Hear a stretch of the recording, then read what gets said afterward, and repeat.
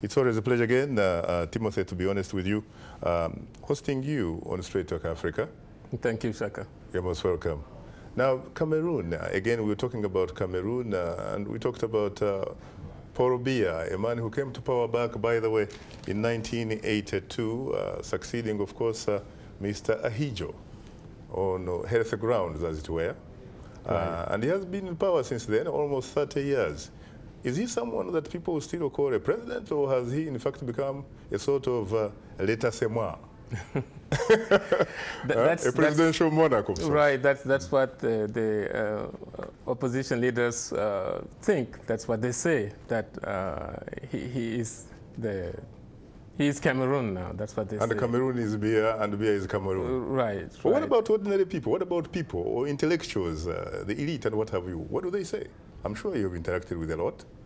Yes, you find all sorts of positions in Cameroon. You find, of course, the members of the ruling party, CPDM, who say, well, he's the only one who can lead the country, who can keep the peace and stability in Cameroon. And then you have members of opposition parties who say, well, he's been there too long, and there is nothing that he can do now that he hasn't been able to do during the 25 years in power. So you have both sides. What about his contributions, at least during the time that he has been in power? Frankly, and there are some very obvious, specific things that he has done that you can put your fingers on?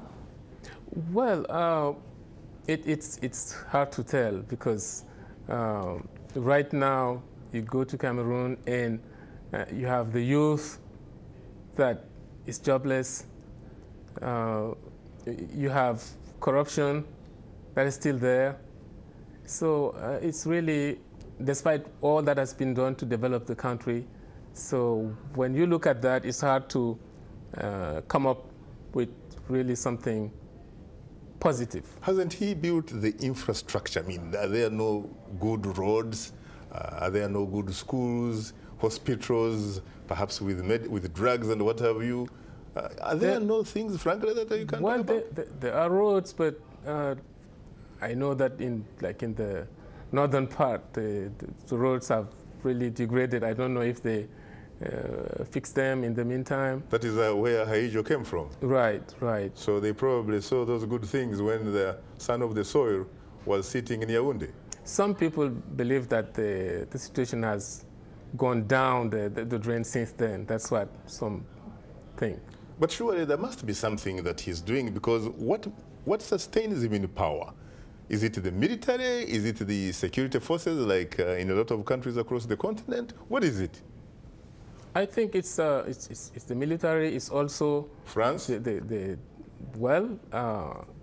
In those countries, he's been a good boy for France, hasn't he? Yes, no one can stay that long in power in that part of Africa without being in good terms with France. There is a word in Kiswahili, they would say he has been a very good nyampara. Nyampara meaning a good foreman for perhaps French interests.